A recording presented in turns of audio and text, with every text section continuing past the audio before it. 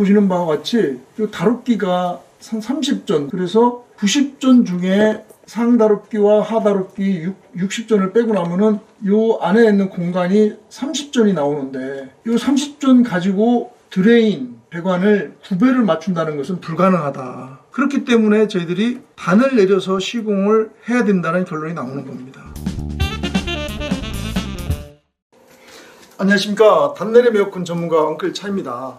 자, 오늘은 부평에 있는 산국 프루지오 아파트에 단내림으로 삼성 제품 6대를 설치하기 위한 현장입니다. 자, 이곳에서 제가 오늘 핵심적으로 이제 설명을 드리고자 하는 아주 중요한 항목은 바로 단내림을 하는 데 있어서 드레인, 즉 물이 자연스럽게 흘러가는 것을 어떻게 시공하는지에 대해서 고객님들한테 중요한 정보를 전달해 드리기 위해서 오늘 이 자리에 왔습니다. 자, 지금 현재 이 자리의 집 구조는 거실을 중심으로 해서 포베이 구조로 되어 있고, 반대편 주방 쪽으로 작은 방과 주방 그리고 세탁실로 구성되어 있는 집의 구조입니다. 자, 이런 경우일 경우에 통상 우리가 이제 거실을 중심으로 해서 작은 방 2개와 안방 4대는 안방에 있는 우수관 쪽으로 퇴수구를 만들어서 자연 구배를 주어서 흘러가게끔 하고, 자, 이쪽 우측에 있는 작은 방과 주방은 분리해서 세탁실 쪽으로 물을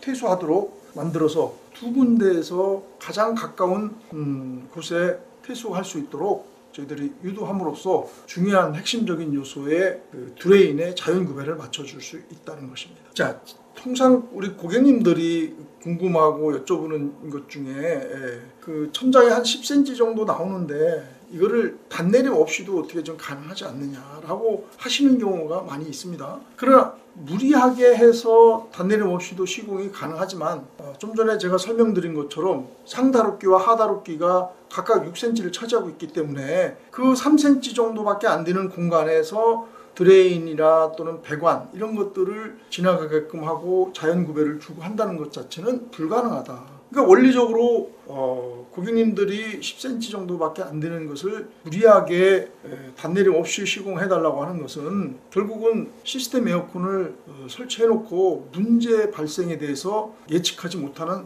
결과를 만들어내는 상황이 된다, 이렇게 저는 봅니다. 생기나요?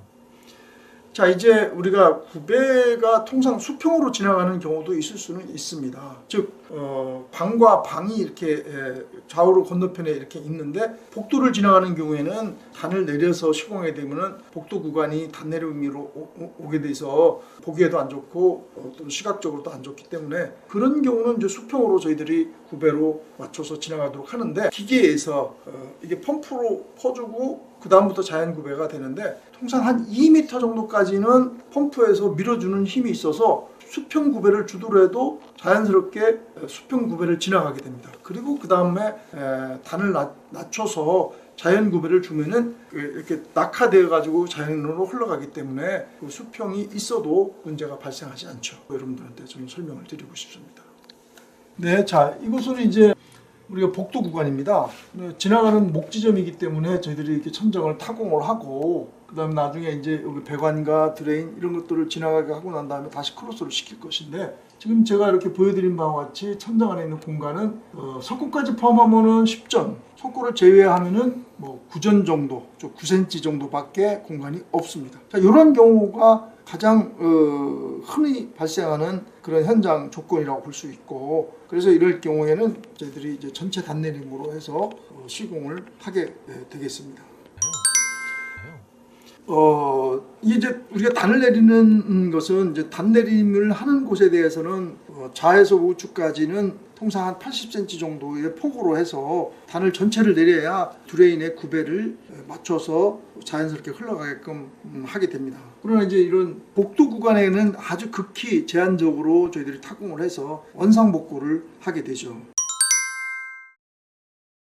네, 이 원상복구는 저희 전문 목공 팀이 들어와서 단내림까지 하고 그 다음에 이렇게 타공되어 있는 곳을 전부 다 원상복구를 하게 되는데, 전문가에 의해서 하기 때문에 아주 깔끔하고 깨끗하게 되는 것이죠. 그리고 그 다음 날은 또 우리 도배팀이 또 들어와서 도배를 하게 됨으로써 거의 뭐 새집같이 새롭게 인테리어한 느낌까지도 저희들이 드리게 되는 것입니다.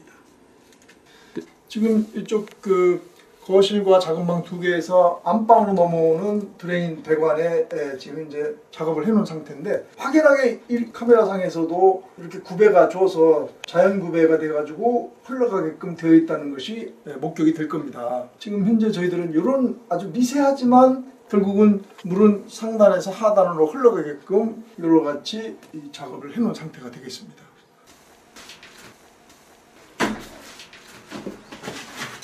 자, 지금 여기가 이제 휴대기실 우수관이 이쪽에 존재하고 있고, 여기서부터 지금 하단으로 내려서 밑에 있는 하수구까지 연결을 할 예정입니다.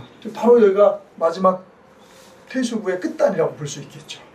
한국 프로지오 이쪽 세대는 지금 포베이 방식이긴 하나 통상 끝단이 같은 동선상에 있기 때문에 저희들 시공하는 입장에서는 굽에 맞추는 것도 매우 수월하고 또 배관을 넣는 것도 매우 수월한 구조가 되겠습니다. 간혹 보면은 확장이 안 돼 있는 곳, 통상 거실은 확장되어 있는데 작은 방은 확장 안 돼 있는 경우가 있다 보면은 이제 서로 이제 주방과 작은 방 사이에 단차가 생겨서 배관이나 드레인을 유도하는데 많은 애로점을 가지고 있는 경우도 있으나, 오늘의 이 현장은 마침 일자형으로 되어 있기 때문에, 그리고 격차가 전혀 없기 때문에 드레인 배관이라든지 또는 동배관을 시공하는데 다소 좀 수월하다, 이렇게 제가 말씀드리고 있습니다.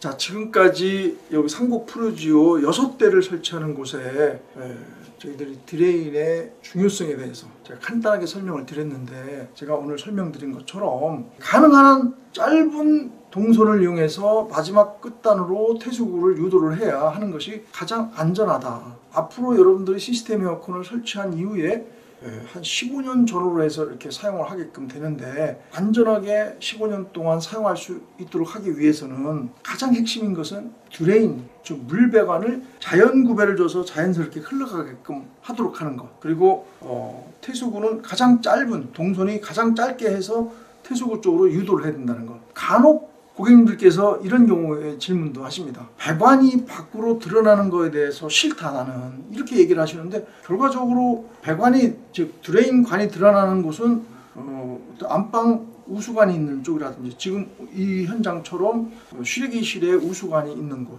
또는 세탁실, 그러한 곳으로 유도를 하기 때문에, 그러한 곳은 사람이 이렇게 많이 다니는 곳이 아니라서 노출이 되어도 별 문제가 없다라고 보거든요. 그래서 시스템 에어컨의 설치의 목적, 그리고 이거를 운용하는 목적에 부합하도록 하기 위해서는 가능한 한 드레인은 동선을 짧게 하고 퇴수구가 있는 곳이 가장 가까운 곳으로 유도하는 것이 핵심적이고 가장 베스트적인 그런 시공이다라는 것을 여러분들한테 강조드려 말씀을 드립니다. 자, 오늘 저희 유튜브를 시청해 주셔서 감사합니다. 다음 시간에 뵐 때까지 건강한 모습으로 안녕히 계십시오.